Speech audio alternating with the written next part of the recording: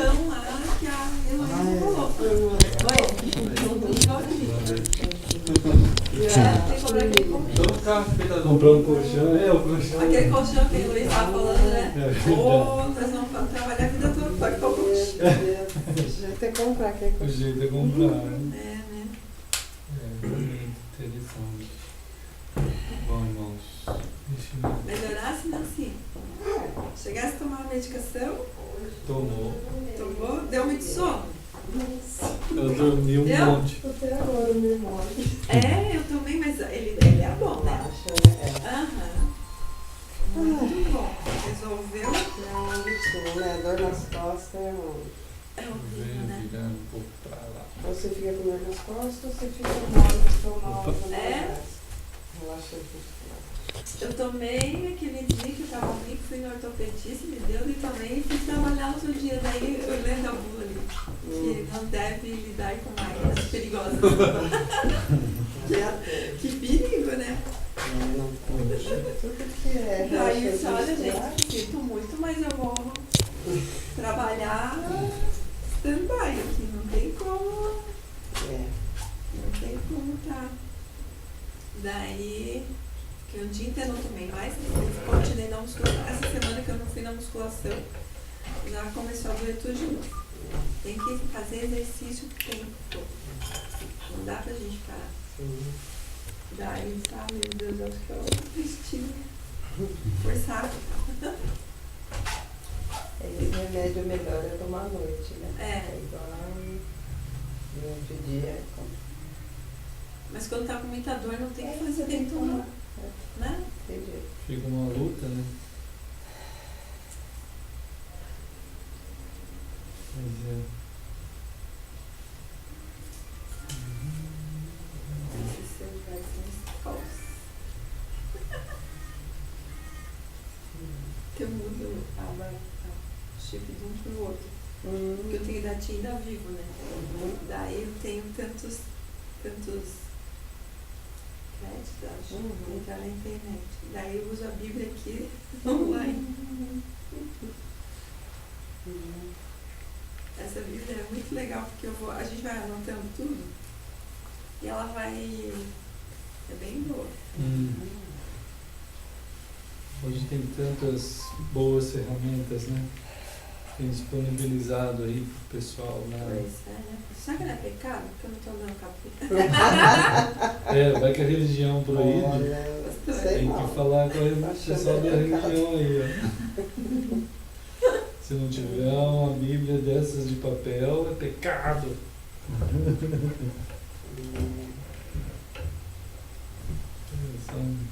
Ainda tem gente que fala da tradução, tem que ser só aquela tradução. Não Né? é. Pois então, e aqui, Antiga. esse aplicativo é ótimo. Eu escolho qualquer tradução e dá pra ir comparando, né? Legal. Eu creio que nunca a gente teve com tantas ferramentas assim disponíveis, né? E por incrível que pareça, mesmo com tanta ferramenta, Tanto com acesso. tanto acesso, Bíblias gratuitas, né? E pesquisas possíveis na internet, é aquela luta, porque não é mesmo pelo conhecimento, né? É pela fé. E claro que não anula, uma coisa não é pelo conhecimento, mas não significa que a fé não tenha conhecimento. Ela vai andar junto com o conhecimento, a fé. Mas o caminho, a via é por fé, em que você segue em algo que Deus propõe para ti e você vai, né? Mas pelo menos as pessoas poderiam exercer uma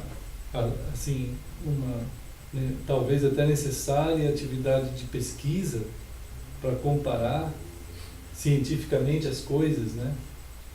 E a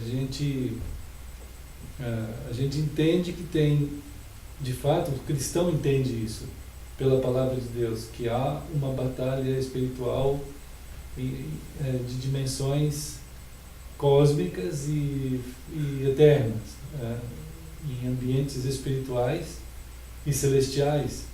Então, é claro que o ser humano está sob um tipo de domínio que ele não sabe.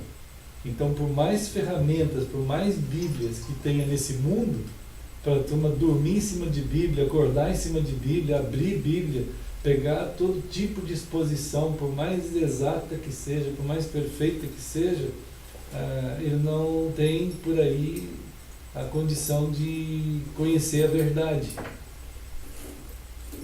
Não adianta. Por isso que em Mateus 16, Jesus ficou tão feliz, quando Pedro falou a verdade a partir da sua postura interior profunda, né? Então Jesus pôde dizer a ele, quando perguntado, né, sobre quem ele é, quem vocês acham que eu sou? Então Pedro diz: tu és o Cristo, o Filho de Deus, do Deus vivo. Então aquela palavra de Jesus é quase uma palavra de louvor àquela situação que acontece também com a gente. Quando a gente vê uma pessoa amiga da gente, querido da gente, qualquer pessoa da gente, ele falar em Cristo do jeito que deve ser, como um salvo deve falar, é uma alegria muito grande para a gente, né? Porque você está vendo aquela pessoa num momento que não tem noção nenhuma, não tem vida, não tem nada, e daqui a pouco aquela mesma pessoa fala da forma, do jeito, do conteúdo que foi gerado por uma revelação de Deus no coração dele. Então agora ele está falando como um homem de Deus, uma mulher de Deus, né? Então Jesus ficou tão feliz quando ele diz assim: bem-aventurado és tu, Pedro, porque agora você soube, porque o meu Pai que está no céu revelou ao teu coração quem eu sou. Que coisa bendita isso, né? Que coisa preciosíssima, que não tem nada que a gente possa fazer para que as pessoas possam ter esse discernimento, mas ainda bem, graças a Deus mesmo, que não tem como a gente fazer, porque é uma coisa que Deus é que faz, para gerar essa vida dele, né? E nesse sentido, não adiantaria realmente, como não adianta, a gente dialogar, expor, falar com toda a propriedade, com toda a exatidão da palavra, como a palavra foi passada pelo próprio Deus, né, pelos oráculos de Deus, os profetas, aqueles foram chamados para falar a palavra do Senhor para o povo. E eles foram lá e falaram a palavra diretamente para o povo, escreveram, foram portadores da palavra, né, por séculos, milênios. Aquele povo formado diretamente pelo Senhor em Abraão. E eles andaram com a palavra de Deus, o Deus que veio morar com eles. Ele fez uma habitação. Né? O tabernáculo é uma habitação, na verdade a palavra é habitação. Aquele que fez uma casa para morar junto com o povo, né? E andou com eles e muitos não creram. Até diante de Jesus, quando Jesus veio, o texto de João diz: veio para o que era seu e os seus não o receberam. Então quando a gente vê a humanidade nessa situação de crenças tão bizarras, né, quanto a seguir bichos, animais, esse império de crenças, né, animalescas, quiméricas, até seguir homens. E como acontece aí, como a gente está vendo essa semana, esse tsunami de papa que para todo lugar que você olha é papa, para todo lado. Então é um tsunami assim que leva essa multidão milhares e milhões de pessoas a um segmento assim, dentro de uma ignorância absurda, né? e, no entanto, usando Bíblia, falando no nome de Deus. Enfim, não dá mesmo. É quase que a gente, observando isso aí, tudo nessa ignorância toda, né, nessa morte espiritual, e nesse caminho de milhões de pessoas que tentam cobrir a ignorância com o sensorial, com o visual, né, com a amplitude dos movimentos esplêndidos. Então isso daí a gente tem que ter um cuidado também, porque não dá mesmo. As pessoas não vão conseguir alcançar a dimensão, quando Jesus disse a Pedro: o meu Pai que está no céu revelou ao seu coração aquilo que é sobre mim, que de fato eu sou, quem de fato eu sou, né? O conhecimento de Cristo, ele não é possível ser alcançado por alguém que lê a Bíblia, não dá, né? A pessoa vai saber lá de um personagem histórico chamado Jesus, né? E só vai ler livros e vão... Então, nesse sentido, é impossível.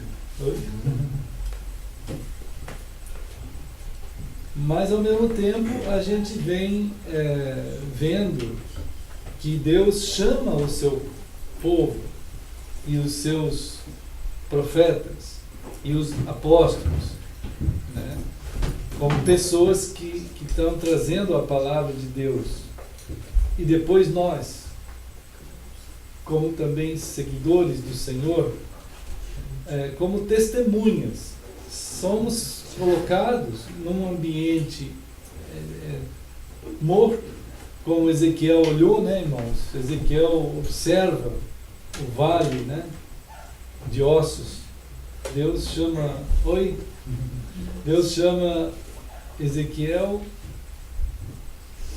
né, para ir a um vale que ele mostra, que o Senhor vai mostrar.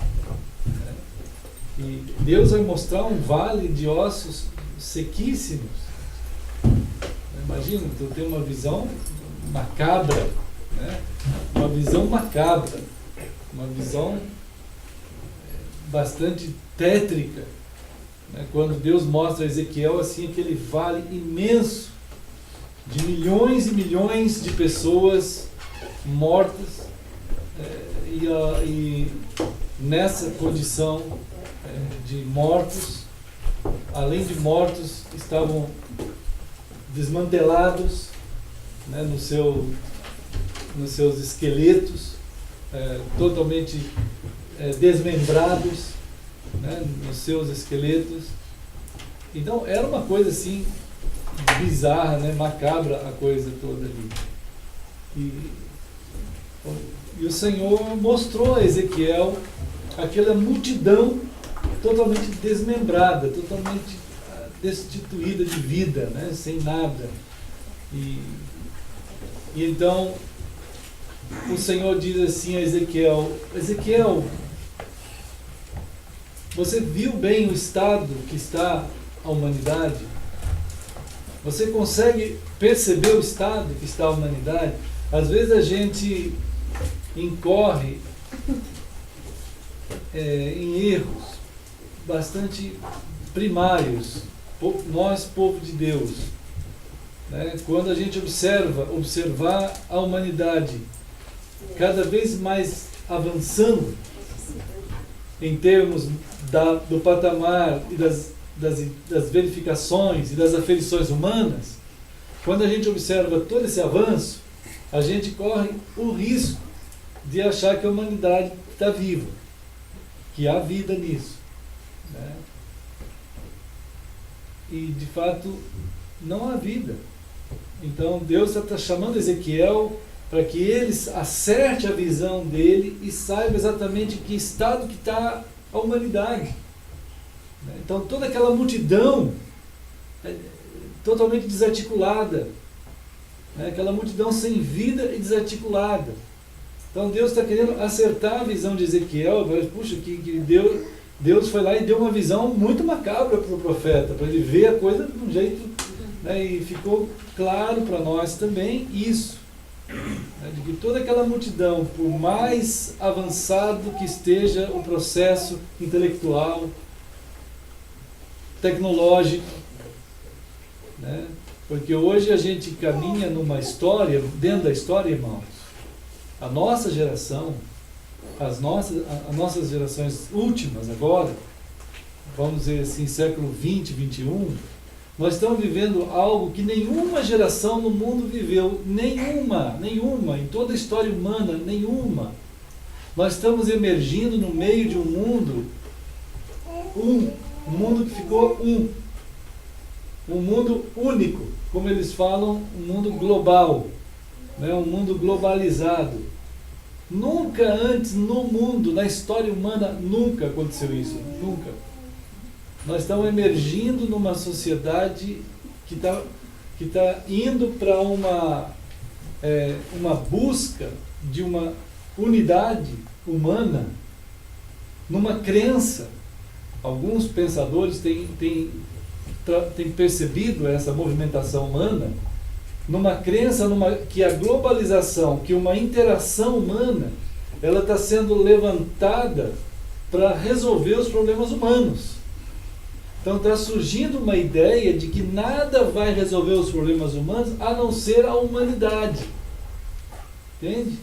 E a humanidade então vai caminhando numa espécie de globalização, numa força única humana, para tentar, na globalização humana, resolver os problemas humanos por si mesmo. Então a gente está indo nesse tipo de movimento humano como nunca aconteceu antes.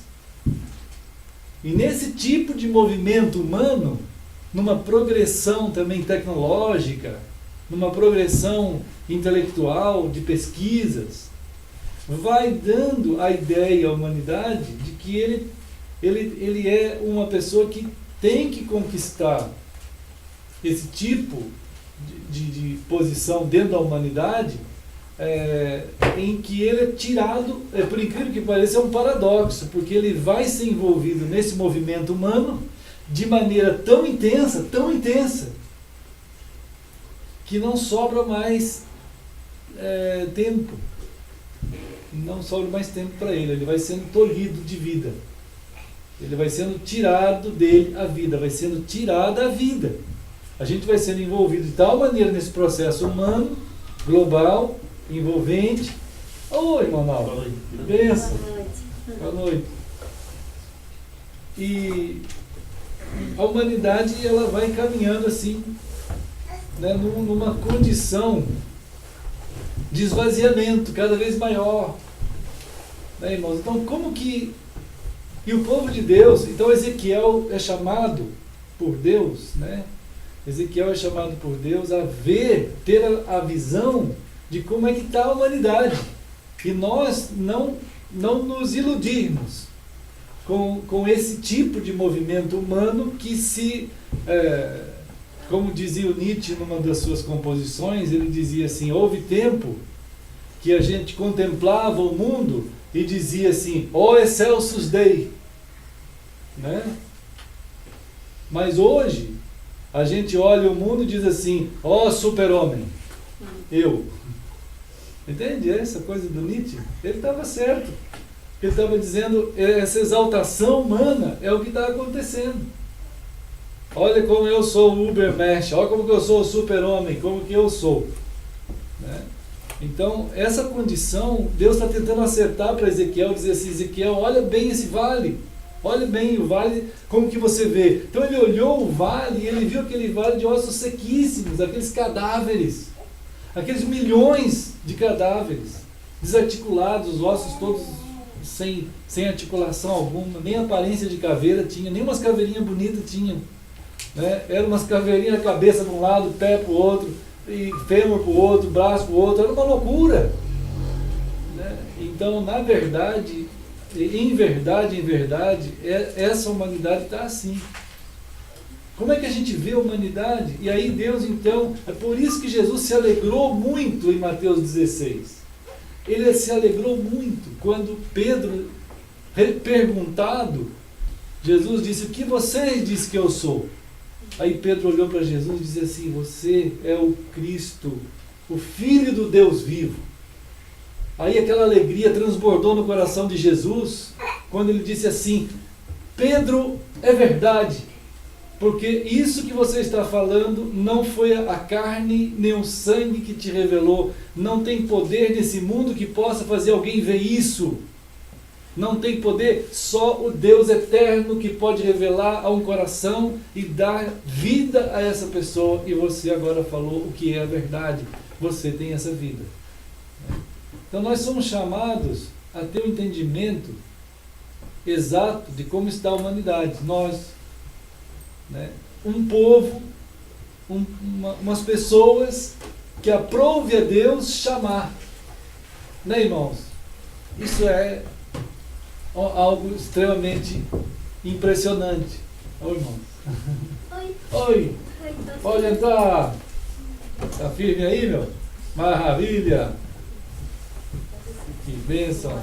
Chegou os meus amigos aí, ó. Então, queridos e amados, nesse momento assim que a gente vai caminhando, né, dentro da história em que nós nos reunimos aqui, um dos momentos para nós esse se torna dentro da dimensão do eterno Deus, ele se torna uma possibilidade dos alcances do Espírito para lidar com a vida da gente como pessoas, né, para mexer conosco em dimensões, em grandezas da graça de Deus, que só Ele pode fazer na vida de uma pessoa. Né? E já vai fazendo isso no mover o nosso coração a perceber, né, que um encontro, um momento desse é extremamente sadio. Um momento desse é sadio, né? Faz parte de uma estrutura que Deus fez desde a origem do universo. Faz parte. Mas que o ser humano, por causa dessa coisa maligna do pecado, ele perdeu essa dimensão. Mas ao mesmo tempo ele tenta fazer isso artificialmente nessa globalização, dessa coinonia mundial sem Deus.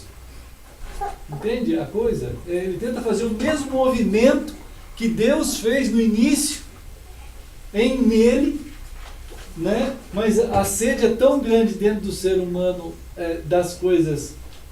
Ele não pode viver isolado, não é natural do ser humano viver isolado. Então ele tenta compor a solução de si mesmo por si mesmo. Então não dá. Né? Então ele entra numa via de desespero. Né? E então, no início da história da humanidade, então ele está aqui, né, irmãos? Estamos aqui, caminhando nessa continuidade do que Deus tem feito, tem chamado a gente como vasos, né? Vasos de barro. Então, uma vez Paulo disse assim: nós somos vasos de barro. Isto é o que constitui a gente?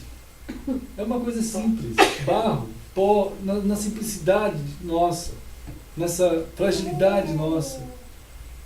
Mas que Deus aprove a Deus assim, mexer com essa matéria que somos nós e nos conduzir.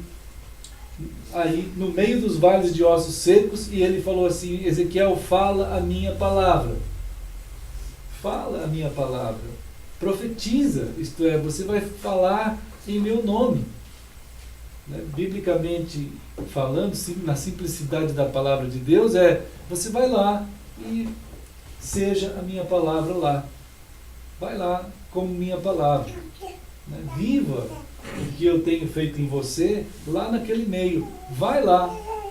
Então lá naquele ambiente, do jeito que está aquilo ali, que a coisa está totalmente desarticulada, destituída de vida, você vai estar sendo usado pelo Senhor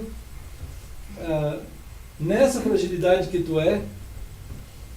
Nessa fragilidade, não tenta colocar expectativa em você além do que tu é, mas aquilo que tu é mesmo, do jeito que é você.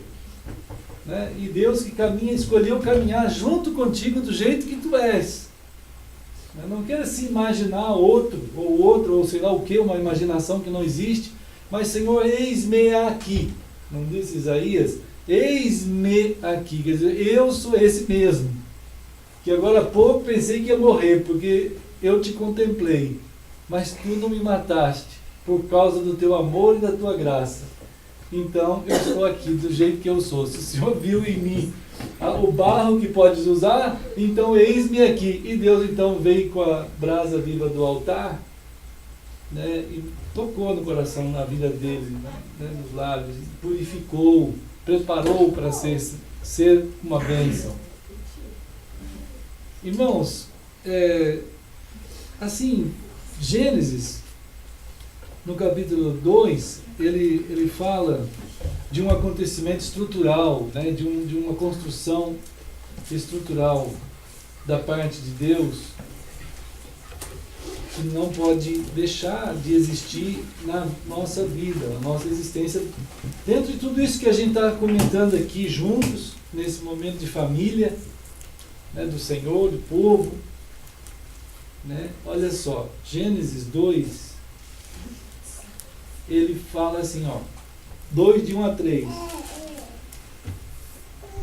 Bom, vocês se lembram que Salomão falou que não tem jeito da nossa vida dar certo sem Deus, né?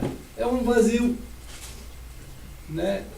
É uma coisa vã, é uma vaidade, não dá, né? O ser humano não vai conseguir, é uma ausência. A ausência de Deus é morte, né? Então aqui em Gênesis 2 ele diz assim: os céus e a terra foram acabados. Deus fez, acabou de fazer, né? E havendo Deus terminado no dia 7º a sua obra que fizera, descansou nesse dia de toda a sua obra que tinha feito. E abençoou o dia 7º e o santificou, porque nele descansou de toda a obra que como Criador fizera. Irmãos, assim, sem a gente querer entrar nas confusões teológicas desses absurdos que tem por aí, né, de 7º dia e um monte de coisa assim, né, até mesmo os judeus com aquela confusão que fizeram, vamos tentar aprender do Senhor a estrutura disso aqui, né? Vamos tentar ver o que significa isso aqui, né? E também em Êxodo 16, o Senhor está procurando nos ajudar a estruturar então nosso caminhar dentro do tempo, né? Há uma obra que foi feita, há algo que foi feito, há um uso do tempo, né? Existe um uso do tempo e há um cuidado para lidar com o tempo, né? Como é que nós estamos lidando com o tempo,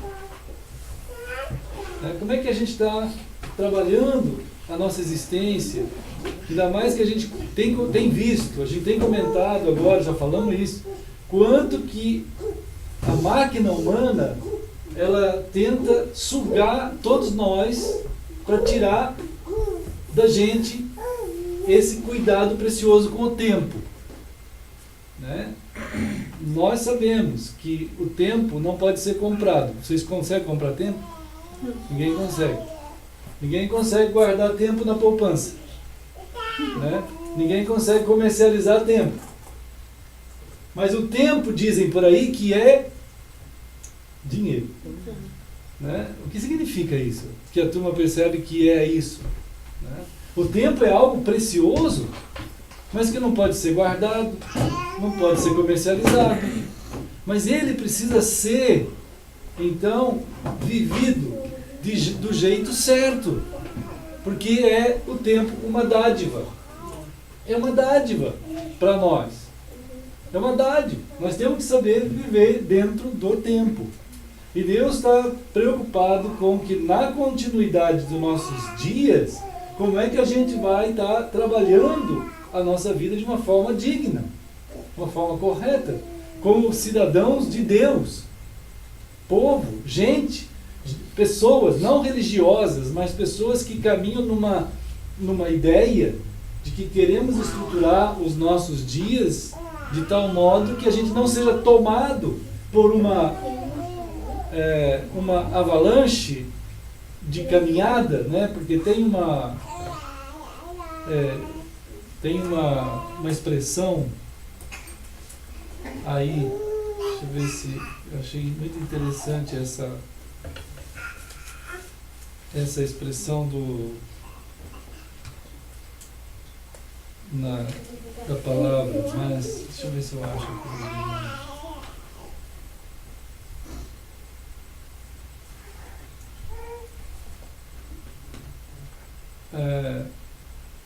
Em Lucas 12, não, antes, já lemos aqui, irmãos, Êxodo, desculpa, primeiro vamos ler Êxodo aqui, Êxodo 16, isso, depois eu lembro aqui, essa parte bem importante para a gente pensar sobre a questão do tempo. Então, Êxodo 16, olha só, no versículo 22, vai aparecer aquele cuidado de Deus. Irmão, se lembra da questão do maná, né? Então, tanto o Shabá quanto o maná, eles trazem grandes ensinamentos para nós, da parte de Deus como estrutura de vida, né? O Shabá vai lembrar a gente sobre o tempo, que nós temos que cuidar na nossa vida, como pessoas de Deus, que vão andar sem querer ser tomados, escravizados, sequestrados, dentro desse movimento humano sem Deus, né? Porque o movimento humano sem Deus, irmãos, ele é déspota, ele é massacrante, ele vai tentar envolver tanto a gente em termos de tempo, que a gente não vai ter mais tempo, né? De tal maneira o movimento humano caminha hoje para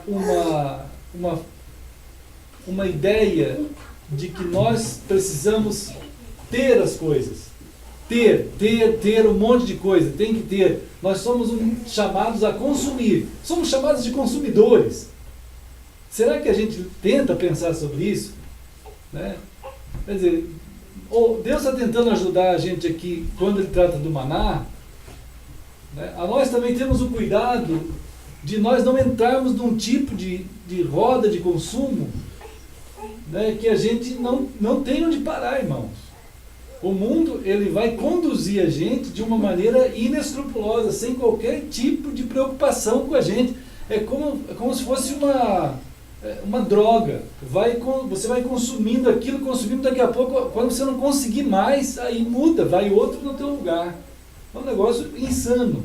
Então, o Shabá que nós vamos estar pensando juntos aqui, junto com a questão do maná, são duas grandes pilares da parte de Deus para tentar chamar a atenção nossa do cuidado com o tempo que temos, o que fazer com ele, e com aquilo que vamos fazer dentro do tempo. Então o maná é um outro ensino sobre isso, da parte do Senhor, a estrutura de Deus, para que a gente entenda que nós, andando em Deus, conforme a palavra do Senhor, ensinando nossos filhos e colocando a nossa vida não na estrutura do mundo, mas na estrutura de Deus, nós vamos ser assistidos de maneira hábil, inteligente, correta, sem sermos coisificados. Sem sermos, não vamos ser coisificados, ninguém pode ser, mas a humanidade está cada vez indo para uma coisificação, né? Então, aqui em Êxodo 16, 22, diz assim: ao sexto dia colheram pão em dobro, né? Colheram aquilo lá em dobro, 2 gômeres para cada um, e os principais da congregação vieram e contaram a Moisés. Responderam-lhes: isto é o que disse o Senhor, amanhã é repouso, o santo sábado. Olha como ele liga o maná com o Shabá. Há uma ligação aqui entre o maná e o Shabá.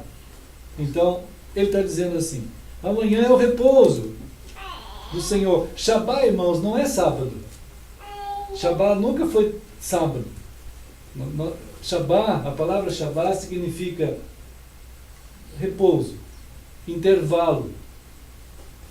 Você ser colocado de lado. Você parar. Sabe o que é parar? Quase ninguém mais sabe o que é parar. Como disse um amigo meu uma vez, quando eu paro é para eu trabalhar, fazer alguma coisa. Ou quando eu tiro férias é porque eu tenho que fazer mais outro monte de coisa. Então, aquele conceito antigo que aquelas pessoas, os grandes pensadores tinham, que a pessoa tinha que parar, né, para contemplar as coisas, sentir o tempo, né, coisas extremamente importantes para nós, né, em que tu vai investir em você mesmo, em teu ser como pessoa. Faz parte do teu ser, da estrutura do ser, a gente aprender a parar. Mas parar em lembrando. Você tem que ligar o maná com o Shabá. Lá no Shabá ele fala, lembra-te do Senhor. Né? Lembra-te do Senhor. Lembra-te. Essa palavra, lembrar, ela tem a ver com as conexões eternas, irmãos. É a maneira que temos de nos conectarmos às coisas de Deus. Deus deu a nós uma memória. Jesus disse assim, fazer isso em minha memória. Há um fenômeno na lembrança humana que Satanás tenta destituir a gente disso. Quando a gente ouve uma música antiga, às vezes, depende da pessoa, bem antiga, tem pessoas que até choram. Já viram isso? Já viram que tem pessoas que choram? Ou riem? Mas você está vivendo uns 30, 40, 50, 80 anos depois daquilo, e tem pessoas que contam o fato de quando ele era criança e chora também. Uma pessoa de 80 anos começa a falar algo, e quando ele era criança, aconteceu aquilo, quando ele chora. Já viram isso? A memória é a nossa máquina do tempo. É onde nós podemos voltar no tempo e viver aquilo que nós vivemos. E nós podemos estar participando daquilo novamente. É um fenômeno que há em nós. Esse fenômeno é tão importante que Jesus usou ele. Jesus disse, vocês devem se lembrar de mim na conexão com Deus. Quando a memória é tratada do jeito certo, irmãos, nós vamos estar envolvidos nos fenômenos e nas virtudes da cruz. Nos fenômenos de Cristo, naquilo que Ele fez, naquilo que é válido eternamente, e que o tempo não pode impedir da gente desfrutar daquilo. Mas quando nós ficamos sabendo e nos lembramos e acessamos nessas estruturas que Deus fez para a gente usar, nós fazemos parte daquilo que Jesus fez. Nós estamos envolvidos. Por isso que as pessoas no Antigo Testamento eram salvas também por meio da fé. Naquilo que Jesus iria fazer ainda. Sei lá quantos séculos depois de Adão, de Moisés, de Abraão. Mas diz a Bíblia que eles creram. E porque creram, foi imputado a eles como justiça. E a fé quanto à nossa lembrança, ela anda junto. Entende? Então Deus está lembrando, você se lembre de mim. Então o maná aqui está ligado com o Shabá, nesse sentido, que a provisão vem de Deus. Então ele diz assim, olha, vocês vão repousar, amanhã é repouso, isto é, amanhã é o momento que vocês vão ser colocados de lado. Vocês vão ter um momento extremamente sadio para vocês, em que vocês vão poder parar e contemplar. Hoje, se você falar parar e contemplar, você é meio louco, né, irmão? Vamos pensar que você é meio maluco. Como parar e contemplar? Isso não tem nada a ver com parar e ficar pensando, parar e não pensar, ficar ali. Isso é uma doideira, né? Tem muita gente que mistifica, como a gente colocou outro dia, aí um estudo sobre mística, né? A questão da mística. A gente tem que tomar cuidado com o uso da mística, Porque se ela for usada errado, aí vira uma lambança que ninguém controla mais e pode ser muito perigoso.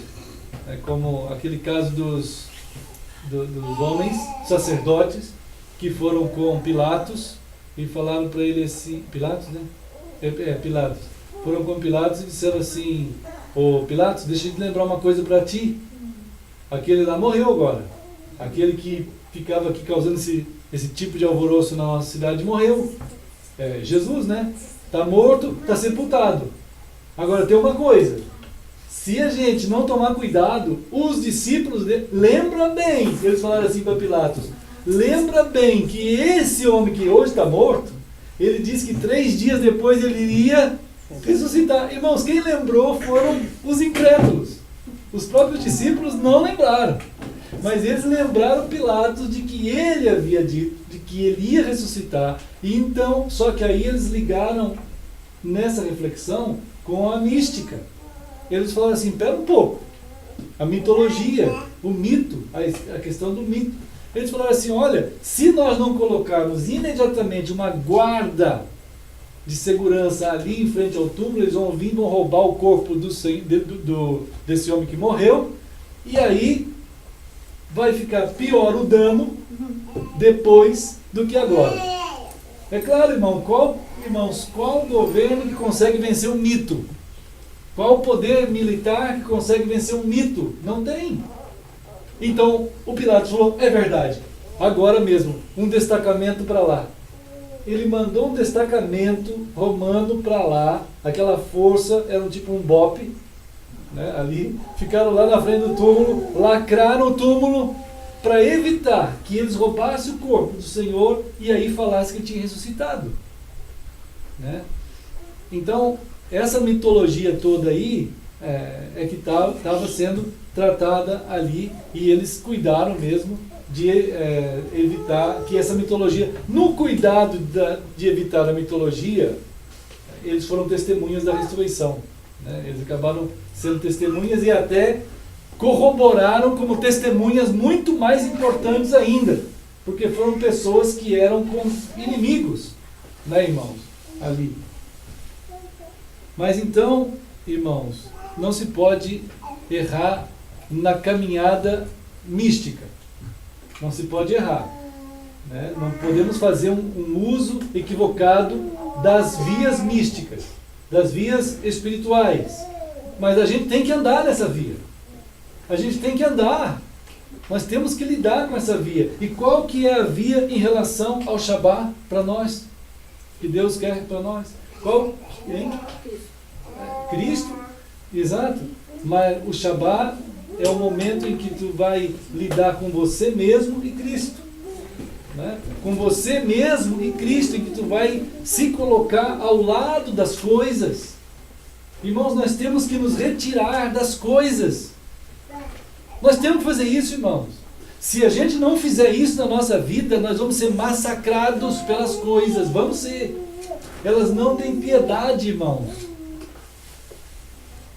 Eu estava tentando achar aqui uma informação, deixa eu ver, que eu achei impressionante, estava pesquisando aqui, acho que está aqui, deixa eu ver, daqui.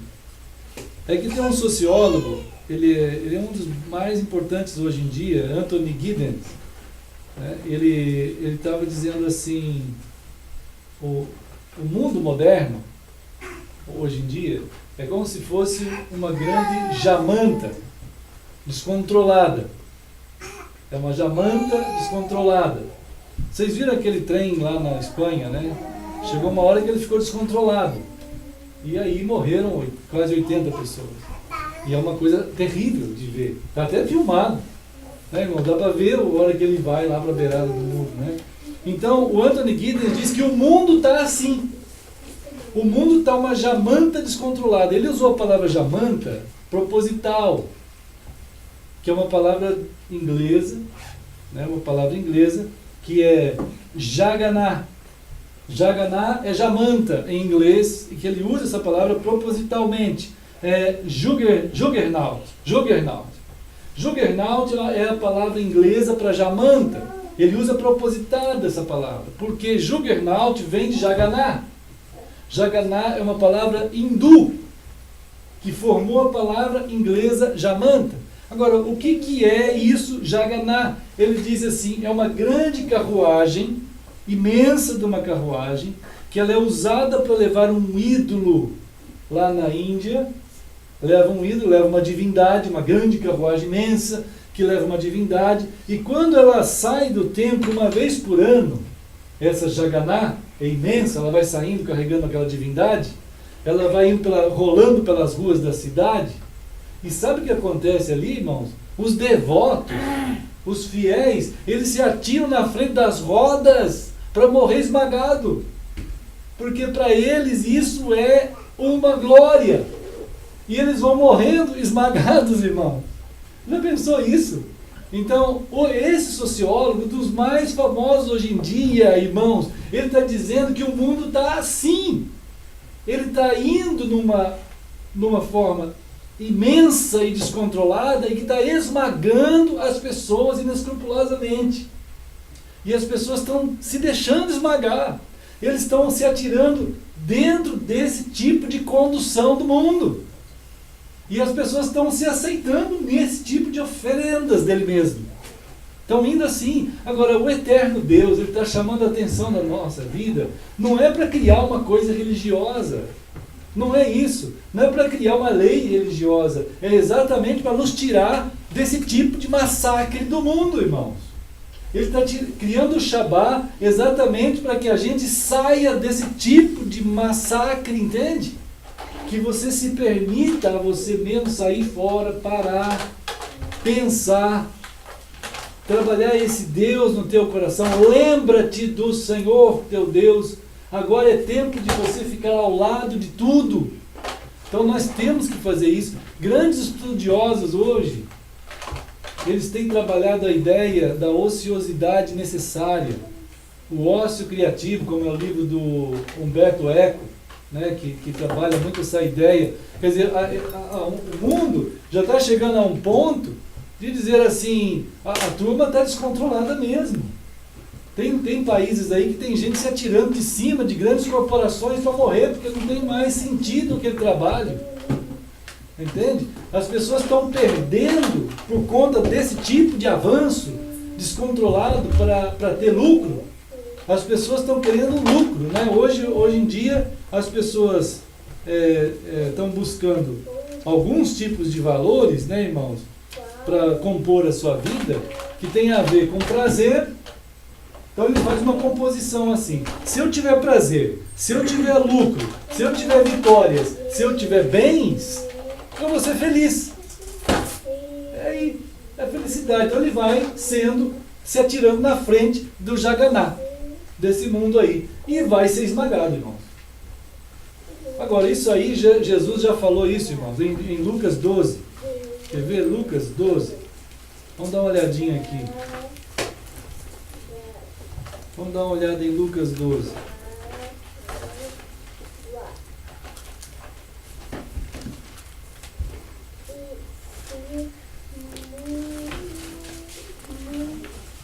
Lucas capítulo 12, versículo 20.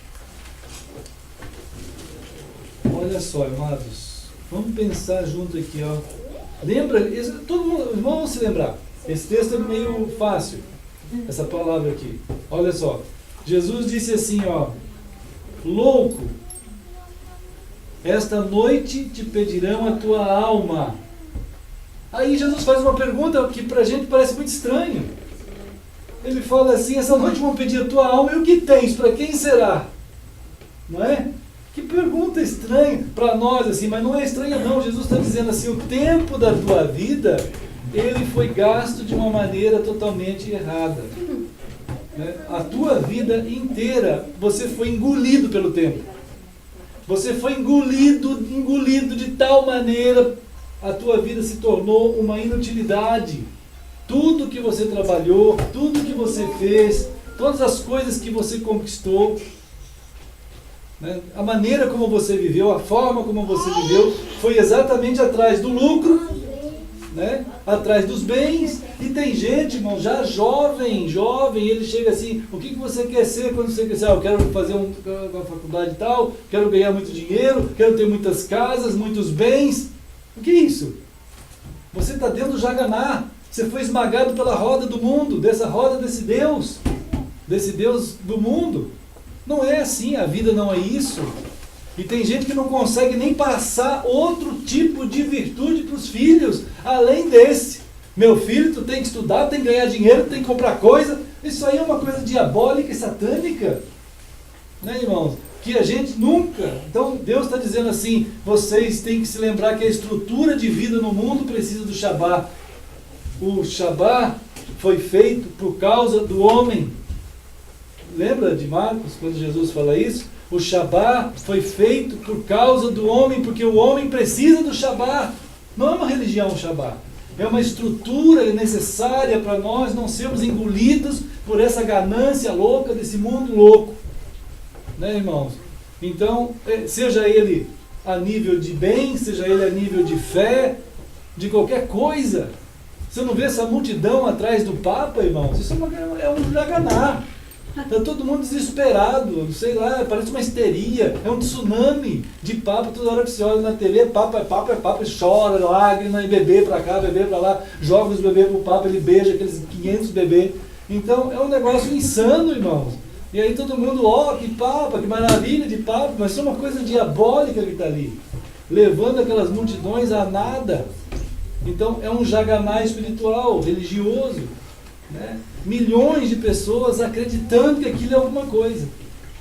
Aquilo nem é nada, nem é nada. Como Deus disse, Ezequiel, olha esse vale de 3 milhões de ossos secos numa praia. Né? Não é nada aquilo ali, irmãos, aquilo não traduz nada. Jesus, quando foi que Deus, na sua palavra, afirmou que deveria ter um Papa? Quando foi isso? Eu já perguntei para umas 500 pessoas, ninguém respondeu nada. Porque esse pessoal não sabe. Que coisa terrível e triste. Por mais que a gente dialogue com as pessoas, não sei, mas eu vou seguir. Por que isso? Não sei, mas eu vou seguir. Isso é uma loucura. É uma insanidade absoluta, né? Não tem nada disso. Mas o pessoal... Então, Jaganá religioso, Jaganá comercial, social, de todo nível. O mundo está alcançando hoje, como a gente estava falando aqui, irmãos, nunca antes houve um mundo como o nosso, nunca. Em termos de formação de uma única consciência. A gente está nós estamos emergindo numa sociedade global. O que isso está fazendo surgir é um grande universo que está acreditando que ele mesmo vai dar jeito dele mesmo. É um monstrão de um Jaganá que está vindo aí. Né?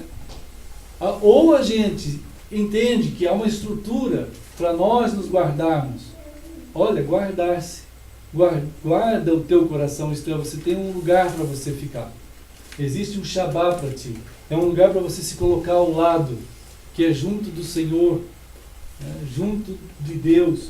Quando a gente separa assim, o tempo, uma vez Moisés no Salmo 90 ele disse assim, Deus, me ajude a contar os meus dias de tal maneira que eu alcance um coração sábio. Eu quero saber viver dentro desse tempo, fazer da dádiva do tempo o modo de viver de modo correto e sábio, que só tu podes fazer acontecer em mim.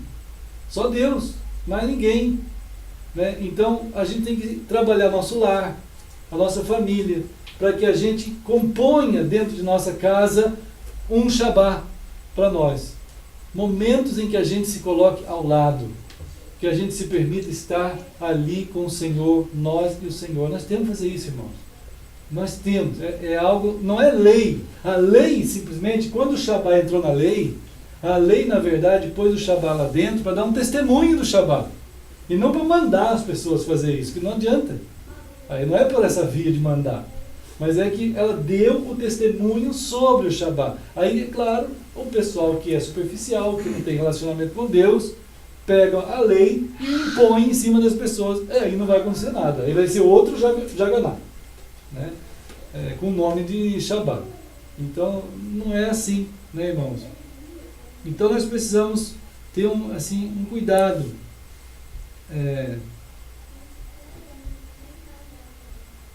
É claro que alguém disse assim, que não adianta nada você fazer o oposto da maluquice da correria do mundo. Isto é, virar uma tartaruga. Né? Não adianta você querer ficar sendo tartaruga, fazer a operação padrão, aquela operação de não fazer quase nada, né? Todo o tempo, ficar meio parado. Não é isso, não é o oposto que vai dar certo. Não é a correria do mundo, você não tem que travar com ficar parado.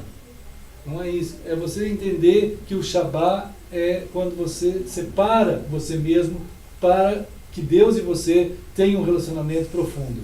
Precisa acontecer. Isso tem que acontecer. Né, irmãos? Nós temos que exercer o Shabá em nós. Mas e o que vai acontecer então com as minhas necessidades? É aí que entra o maná. Né, irmãos? O maná foi isso. Deus diz assim aqui no maná, mais uma vez lá em Êxodo, né? Êxodo 16. Olha só como que é cuidadoso o Senhor, irmãos. Como é cuidadoso. Êxodo 16. Ele fala assim, ó. É claro, o pessoal ficou preocupado, né, irmãos? Porque o maná era assim, vocês sabem a história do maná. O maná era algo que Deus está mandando para cuidar de 1 milhão de pessoas. Todo dia. Você vai lá, pega o teu pote, colhe aquele maná, vai lá, faz pão, faz comida, tudo aquele maná. Aí no outro dia, aí tá bom, satisfez, tranquilo, ninguém ficou obeso, porque o maná não deixa ninguém obeso, né, irmãos? Fica bom, com aquela comidinha boa, vindo do céu, com os nutrientes certinho, né? Aí tá, comeu o maná. Aí terça-feira, vai lá, pega o maná de novo. Quarta-feira, maná. Quinta-feira, maná. Sexta-feira, maná. Aí eles falam assim, aqui vai passar assim, ó. Tá, no versículo agora 24. Aqui. 23, né? 23. Amanhã é sábado. O santo sábado, que é o momento de nós ficarmos a parte de tudo no Senhor. O que vocês quiserem cozer lá no forno, faz isso. Se quiserem cozer com água, o que sobrar, separe, guarde para amanhã. Isto é, para o dia que vocês vão ficar entre vocês e Deus. Vocês não vão fazer mais nada. É um momento especial para vocês. Vocês não precisam ter o trabalho de ir lá fazer as coisas. Não é para isso aquele dia. Aquele dia, aquele momento é para vocês ficarem só entre vocês e Deus. Vão se cuidar nesse sentido também. Se cuidem nesse sentido. Não percam o momento com Deus. Se cuidem. Aí tá, no 24 diz assim, guardaram-no até pela manhã seguinte, como Moisés ordenara, e não cheirou mal, e nem deu bicho. Olha só, o Darwin só ler isso aqui, né, irmão? Nem deu bicho. Né? Então disse Moisés, comei-o hoje, porquanto é o sábado do Senhor. Então hoje vocês não vão achar o maná lá, o Senhor não vai fazer também. Né? O Senhor vai separar para cuidar de vocês. Vai ser uma comunhão, vai ser uma coisa boa. Né? 6 dias colhereis, o 7º não haverá esse maná. Ao 7º dia, olha só o 27. Olha o 27, irmãos. Ao 7º dia, alguns do povo foram para colher o maná. Eu não sei, a cabeça das pessoas é meio estranha, irmãos. Deus fala uma coisa, se tem uma coisa que contrapõe a palavra de Deus e impede, é a prepotência do coração humano. Né? Deus está falando uma coisa, e eles vão lá e vão correndo para o campo para ver se acha o maná, mas Deus não está trabalhando lá para fazer maná. Deus também parou, porque para Ele é amoroso demais encontrar o seu povo, Ele quer muito. Jesus, Ele fala na sua palavra, eu quero muito estar com vocês agora, eu estou feliz. Jesus fala, eu estou aqui com vocês, eu estou feliz, eu estou junto com vocês. Então, é uma alegria, ele fala, eu tenho uma alegria de estar com vocês, e a minha alegria vai estar em vocês. Então, como que a gente pode ter a alegria de Jesus em nós? Se nós estivermos com Ele. É só assim. ele falou assim, eu estou alegre porque eu estou com vocês. É igual um filho da gente, quando está longe, a gente chega e abraça, que bênção! A gente está mandando e-mail, a gente manda telefone, um monte de coisa. Mas de repente, quando você está junto, não é diferente? Né? Um amado da gente, um amado, de repente você encontra, é maravilhoso. É diferente. Jesus mesmo falou isso, eu estou muito feliz. Ele estava naquela luta, irmão. Naquele primeiro momento que ele veio aqui, naquela luta, ele sabia que ele ia para a cruz, mas naquele momento ele não teve como evitar de falar que ele estava alegre. Ele falou que eu estou com vocês, eu estou na frente, eu posso abraçar, eu posso pegar vocês. Agora tem uma coisa, vai passar um pouco, e eu vou ter que sair daqui, eu vou ficar com saudade demais. Meu coração vai ficar muito apertado, eu vou querer muito esse momento de novo. Mas não se preocupem, não se entristeçam, o coração de vocês não fique triste, porque eu vou deixar a minha palavra, porque na minha palavra eu quero que vocês se alegrem. Eu vou deixar, mas eu vou deixar também uma promessa, que na minha vinda nós vamos nos alegrar de novo, porque nós vamos estar juntos, face a face, nós vamos poder nos pegar. Isso vai acontecer. Então há uma alegria nessa comunhão, e o maná é a expressão do amor de Deus. E o Shabá é a expressão do amor de Deus, o Shabá. Ele quer que a gente receba dele. Nessa hora que a gente fala, Senhor, eu vou separar-me para Ti. Eu vou me separar para Ti. Irmãos, pode ver, irmãos, quando a gente sai por aí, os irmãos que estão o tempo todo, às vezes tem uns que estão até mais, ficam o tempo todo sob muito estresse, muita pressão. Irmãos, não vai parar, esse estresse, essa pressão é imensa. É imensa, ela vai destruir. E tem muita gente sendo internada o tempo todo. As populações estão morrendo de estresse, estão morrendo de uma série de coisas. Então, até a irmã Anice estava falando, mandou até um estudo hoje sobre pessoas com déficit de atenção, porque as pessoas estão sendo destituídas de tempo, das coisas importantes que acontecem dentro do tempo. Vale a pena dar uma olhada naquele estudo que a irmã Anice está mandando aí. As pessoas estão detectando, estão diagnosticando fenômenos de perda de saúde, porque não estão lidando bem o que fazer corretamente dentro do tempo. Então Deus está dizendo, a única forma que vocês têm para descansar, para sair fora dessa roda de Jaganá, é vocês estarem em mim. Vocês têm estrutura para suportar um período de luta. Deus disse, eu fiz isso. Vocês têm estrutura para suportar um período de luta, mas vocês não podem ficar o tempo todo nisso. Isso é muito desgastante, é muito terrível, é muito triste. Não é, depois do pecado, irmãos, a coisa ficou terrível mesmo. Vocês vão precisar do Shabá, né? Vão precisar. Então, lá na casa de vocês, nas nossas casas, vamos nos separar para o Senhor em determinados momentos.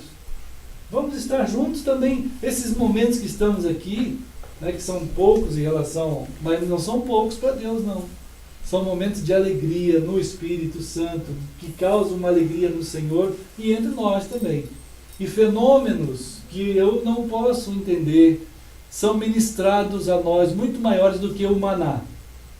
Aquele maná o Senhor vai prover. Ele vai prover. Ele vai prover até para quando a gente para, até quando a gente dorme. Diz o Salmo que enquanto eu durmo, o Senhor cuida de mim. Mas as pessoas estão sendo treinadas a não acreditar nisso. A dizer, não, quando eu durmo eu estou aí, vulnerável. E quando eu ando eu estou mais vulnerável ainda. E quando eu saio para trabalhar eu estou na desgraça. Né? E tudo isso aí é uma desgraça. Então você aumenta o couro dos desgraçados. Né, irmãos? Já está sendo esmagado pelo Jaganá.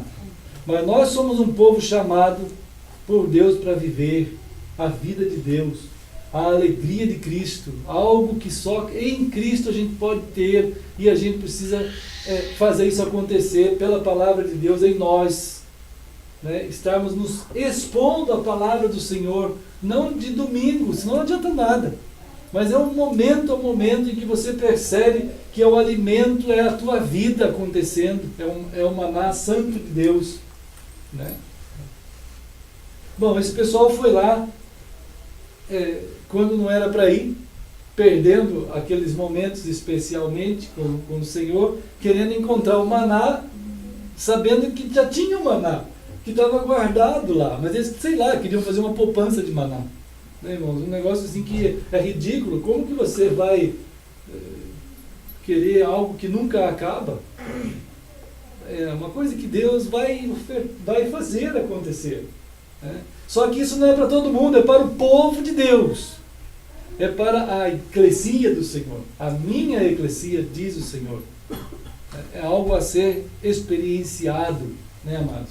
Então aqui, depois pode ler aqui, né, irmãos? E vamos ver essa questão aí.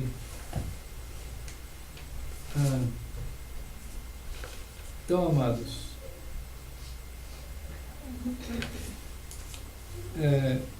em João 15, Jesus está falando algo, assim, isso que a gente estava comentando aqui, né? João 15, Jesus está dizendo sobre a sua presença e a sua alegria. João 15 é aquele texto da videira, né? Da videira. Ficar com ele. É uma parábola ali, né? Da videira. Mas no versículo 11, ele fala assim, da alegria. Eu tenho falado, então olha só, olha com calma esse texto. Eu tenho dito, isto é, palavras. Há um mistério, irmãos, revelado. Então não é mistério mais, né? Mas é uma coisa assim que a gente fala mais para chamar a atenção mesmo. Porque as palavras de Cristo estão aqui para que a gente seja alimentado de alegria. Já pensou, irmãos? Isso aí é impressionante. Ela vai substituir as tristezas que estão dentro de nós. Faz um teste. Se você estiver muito mal mesmo, chega lá diante do Senhor e fala assim, Senhor, e nem que não estiver muito mal, mas chega lá diante do Senhor e fala assim, Senhor, eu estou aqui, eis-me aqui. Estou diante da tua palavra, eu vou começar a ler. E olha como é que eu estou. E eu vou começar a ler, eu vou fazer prova de ti. E Senhor, misericórdia de mim. Vou ler, vou me expor à tua palavra, e eu sei que tu és fiel naquilo que tu prometeste. E começa, irmãos. E vai, para de orar e começa a ler. E se expor à palavra. Se exponha, faça isso. Se jogue no Shabá do Senhor, na presença. E ele fala aqui, eu falei essas palavras para que vocês tenham a minha alegria. De alguma maneira a palavra do Senhor vai passar a alegria do Senhor para dentro de nós. Ela vai passar. Não tem como a iniquidade, não tem como o inferno, não tem como a maldade, o erro, o que é errado, o que é engano, sobrepor a palavra do Senhor. Se você quiser ela dentro do teu coração, ela vai te tirar da roda desse jaganá. Ela vai te tirar dessa desgraça. Vai tirar, não tem como. Então, por isso que é muito difícil alguém ler a palavra de Deus do jeito que tem que ler. Se expor a palavra do Senhor do jeito que tem que se expor, é muito difícil. Já um homem de Deus no passado disse, ou esse livro aqui me afasta do pecado, ou o pecado me afasta desse livro. Quer dizer, o erro dos nossos entendimentos, a forma da gente tá fazendo a nossa vida acontecer, vai fazer de tudo para tu não se expor. Né? Até uma criança entende. Uma vez cheguei para as crianças e falei assim, gente, vocês já ouviram falar de Jesus? Não, então Jesus é assim, assim. Vocês querem Cristo no seu coração? Queremos. Crianças. Né? Então a gente pode dizer assim, Senhor, eu tenho extremamente limitações. E a gente tem. A gente tem. Irmãos, eu disse um servo de Deus uma vez que nós somos vasos extremamente rachados. E ele disse assim, é por essas rachaduras que entra a luz. Não é? Quando você tem umas rachaduras, não é por ali que entra a luz? Entra a luz e vai parar lá no fundo do teu coração e vai brilhar lá dentro, vai vir o calor junto e todos os atributos da luz para limpar teu coração. Ah, Senhor, mas eu sou tão isso, tão aquilo, mas fique tranquilo, não fica negociando nada, nem as tuas desgraças. Vai, se exponha, o Senhor vai abençoar teu coração, porque Ele te ama, Ele quer que dentro de ti reine Ele e tenha a alegria dEle. Vai, né? Vai indo assim, no Shabá do Senhor. Amados,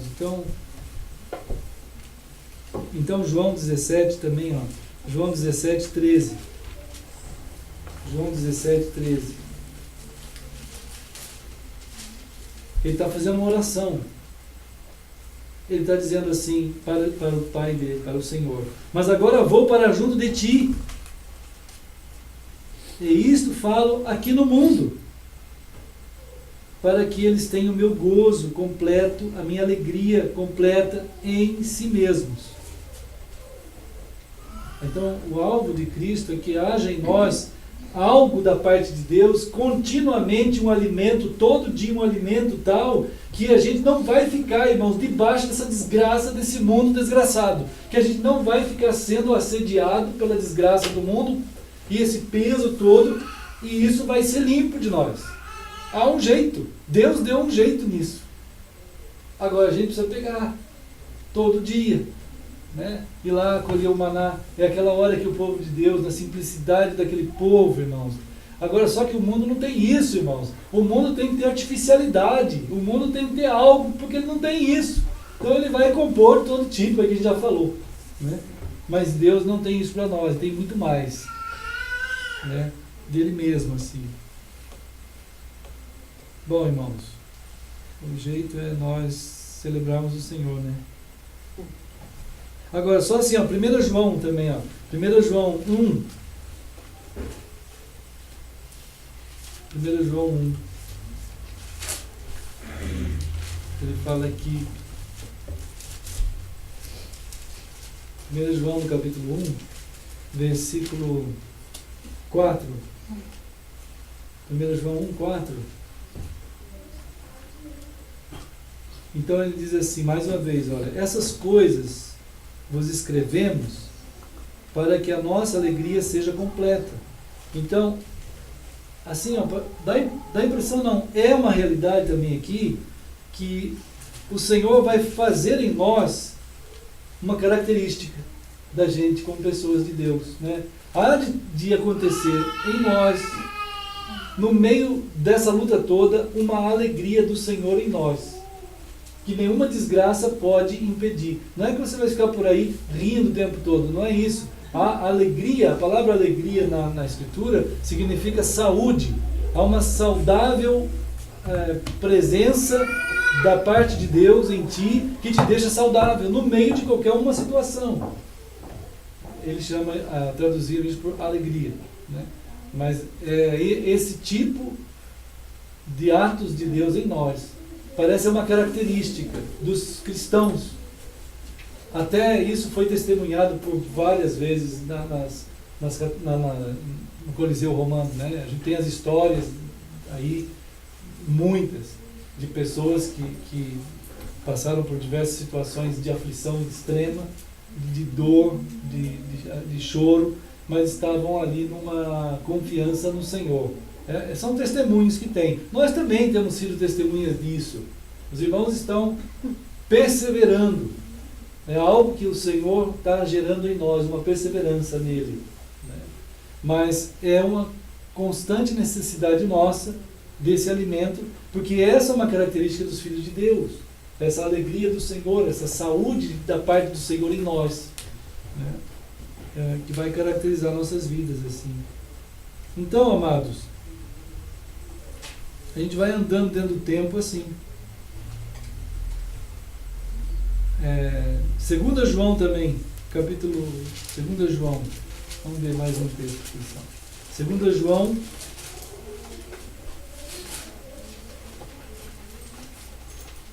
Ele fala no versículo 2, 2 João 2, que há algo de Deus que vai estar em nós, da verdade de Deus, que vai permanecer em nós e estará conosco para sempre. Para sempre. Não é possível ser tirado. Aquilo que Deus está fazendo não é possível ser tirado. Jesus uma vez falou sobre isso, né, que as coisas que o mundo vai colocando, ele vai tirar. O mundo vai tirar. O mundo não vai, não tem característica de criar algo assim tão perene. Não tem. O mundo coloca, o mundo dá, o mundo tira. Alguém disse uma vez que o mundo só pode dar para nós um lugar para nascer e um lugar para morrer, né? Que o resto ele vem, vai, e é assim que é. Basta ver aí os exemplos todo dia, né, irmãos? Coisas e tudo. Mas aquilo que Deus faz, ninguém pode tirar. Ninguém. né, irmãos? Não há como ser tirado. Então é preciso a gente conectar, fazer uma conexão céu o tempo todo. Né, amados? Tá assim. Bom, amados, acho que podemos orar, né? Acho que vamos agradecer a Deus. Ontem estávamos orando juntos aqui também com o Dan, com a Daphne. Aí a Daphne estava falando que quer muito estar fazendo parte da Eclesia do Senhor aqui, né? Então, bem-vinda, Daphne. É uma grande bênção a gente estar te vendo aqui sempre, né? E tendo você aqui. Então, vamos orar, né, amados, ao Senhor.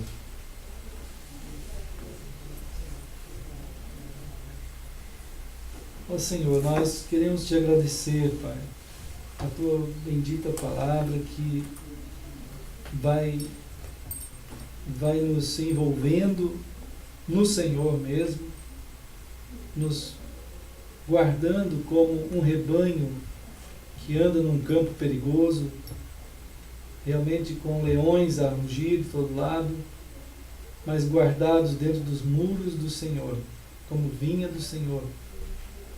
Mesmo ouvindo os rugidos, Ele não vai nos atingir por causa da tua guarda, Senhor. Queríamos muito, Senhor, nos acostumar a nos achegar a Ti nesse Shabá santo do Senhor que Tu tens para nós. Esse cuidado. E quanto às coisas que precisamos dia a dia, o Senhor sempre mostrou que o Teu cuidado nunca vai cessar. E no dia que Ele precisar cessar, para a gente ter esse contato entre nós e com o Senhor, nos momentos, o Senhor tem a provisão para esses momentos também, Pai. E a maior provisão não são nem as coisas, é o Senhor mesmo, Pai. Queremos Te agradecer, todos os irmãos, aqueles irmãos que estão longe, que estão também sendo formados por Ti em Teu povo, que estão lá no Rio, lá em Campinas, São Paulo, aqui no estado. Outros estão tão longe em outros países que sempre a gente tem conversado assim. Queremos pedir que cada um de nós, Pai, tenhamos uma só consciência em Cristo. Cada um de nós formemos sempre esse Teu corpo, Pai. Queremos Te agradecer, Senhor, por esse alcance que nós ficamos maravilhados e não temos outra coisa a fazer a não ser Te contemplar em admiração, em adoração, em gratidão, em louvor, em honra, em glória a Ti, Senhor. Só Tu és o Senhor. Então nós Te agradecemos e oramos em nome de Jesus. Amém. Então agora nós vamos celebrar com a ceia do Senhor, né? Lembrando do Senhor. A irmã Margarida vai tocar um hino. E nós vamos cantar um hino ao Senhor também. Quem estiver precisando de alguns hinários, tem ali. Por favor, irmã Luísa, pode passar o irmão Felipe também, para os irmãos que estão ali. Hoje foi uma grande bênção, o irmão Nalder está aqui. Uma grande bênção.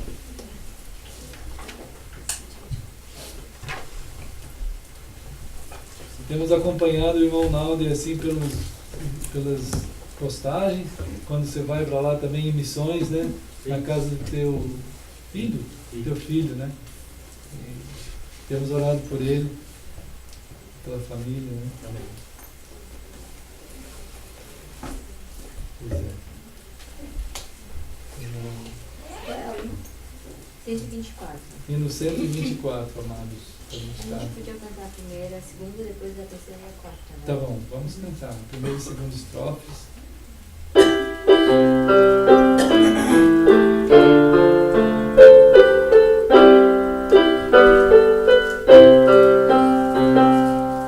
Morri na cruz por ti, e morri pra te livrar. Seu sangue se vertiu e posso te salvar. Morri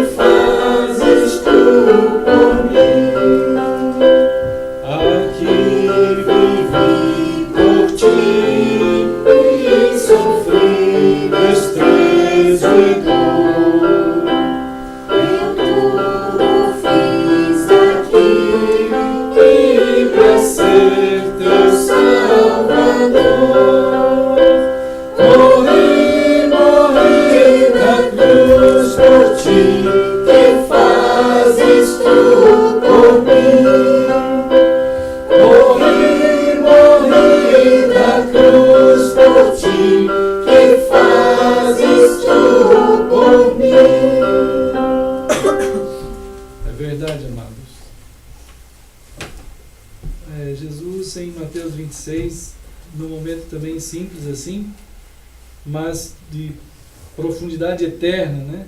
Ele pegou o pão na celebração da Páscoa e ele dá como cumprida a Páscoa nele mesmo. E então ele abençoou aquele pão. Senhor, nós queremos te agradecer pelos teus atos de redenção, atos de salvação. Senhor, queremos te agradecer pelo que em Cristo foi feito lá naquela cruz, e que em Cristo a redenção da nossa vida, o perdão dos nossos pecados e do pecado e da nossa condenação eterna, tudo foi limpo por causa do que Ele fez lá, Senhor. Não entendemos tudo o que aconteceu lá na cruz, mas nós podemos nos alimentar do Senhor Jesus em nossa vida, e fizemos isso. E aqui nós estamos celebrando, Pai, que a tua família está aqui, celebrando exatamente o Senhor Jesus. Ó Deus, muito obrigado, Pai, em nome de Jesus. Amém. Amém. Então deu aquele pão aos discípulos, dizendo: tomai, comei, isto é o meu corpo. E como Jesus então ordenou, vamos fazer.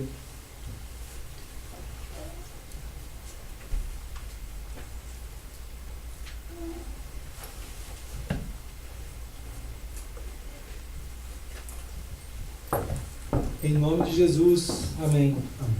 E agora, irmãos, diz a palavra de Deus que depois ele tomou o cálice. Então a gente vai cantar a terceira e a quarta estrofes, né? Sofri na cruz por ti, e a fim de te remir, a vida consegui, e que tu ias fruir. Morri na cruz por ti, que fazes tu por mim. Morri na cruz por ti, que fazes tu por mim. Em trouxe salvação dos altos céus, favor. É livre meu perdão, tão sincero meu amor. Morri na cruz por ti, que fazes tu por mim. Morri na cruz por ti, que fazes tu por mim. É verdade, amados. Naquele momento assim tão comum para o povo judeu, Jesus toma uma atitude que causou uma diferença eterna, né? Ele toma o cálice e dá graças. Então, Senhor, nós queremos agradecer, porque ali naquele momento está sendo vindicado, está sendo alcançada toda a obra necessária para a salvação, que somente o Senhor pôde realizar, e de alcance tal que nos tocou agora, 21 séculos depois. Oh Pai, obrigado, Senhor. Abençoa cada um de nós aqui nessa celebração. E te agradecemos em nome de Jesus. Amém. Então, Jesus deu aos discípulos, dizendo: bebei dele todos, porque isto é o meu sangue, o sangue da nova aliança, derramado em favor de muitos para a remissão de pecados. E digo-vos que desta hora em diante eu não beberei desse fruto da videira, até aquele dia em que eu beberei convosco o novo vinho no reino de meu Pai. E esse novo vinho é Ele mesmo, esse vinho do céu. Né? Então, como o Senhor Jesus ensinou, vamos fazer.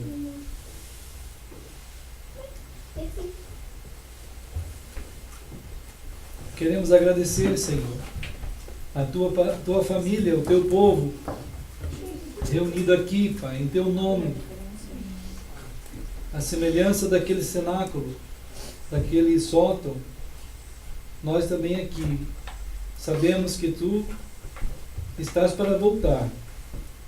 Essa data, esse momento, já está consumado no teu coração. E tu sabes muito bem o dia. E nós queremos, Senhor, te agradecer, porque esse dia é glorioso e nós o celebramos aqui nesse momento, quando iremos degustar, desfrutar do vinho do céu, que é o Senhor. Ó Pai, nós te agradecemos em nome de Jesus. Amém.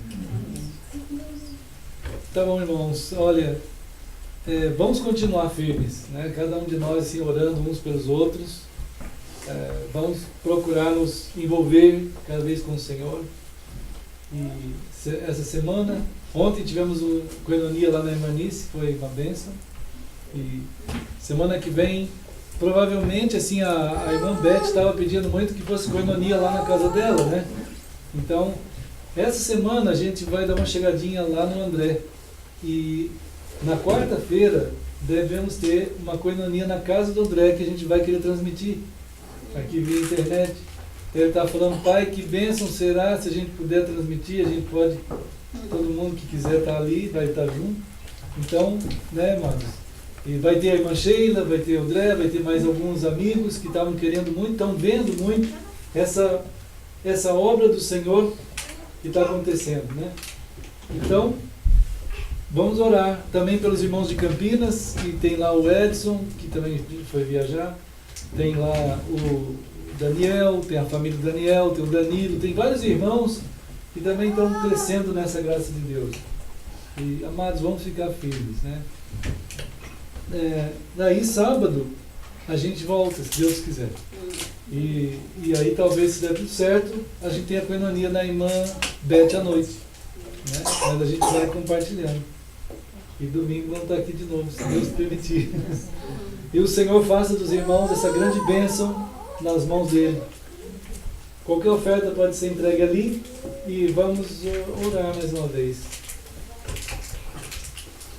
Senhor, nós nos entregamos a Ti, Senhor. Ó Senhor, nossos filhos, nossas famílias, aqui está a Tua família, Senhor, a nossa família no Senhor. Senhor, fortaleça cada um com a Tua graça. Senhor, com o Teu amor e com a suave direção do Espírito do Senhor, conduza-nos, Pai, conforme a Tua suprema e soberana vontade, Senhor. Abençoa todo o Teu povo que está aqui e que está lá no Rio, em Campinas e em qualquer lugar desse mundo, aqueles irmãos espalhados por toda parte, Senhor. Que haja uma vontade muito grande de somente seguir e amar só a Ti, deixar tudo por Ti, Senhor. Nós queremos Te agradecer e nos entregar a Ti, em nome de Jesus. Amém. Amém. Tá bom. Tem chá hoje? Tem chá. Deixa eu só... A Nancy falou assim, pega essa câmera e só faz assim, devagarzinho, para todo mundo fazer um tchau para os irmãos lá, que eles sempre ficam falando, né? Olha a turminha ali, ó. Ah, hein? Tá bom.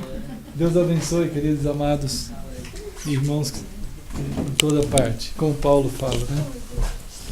Então tá bom. Irmãos, vamos para o chá. Deixe-me só...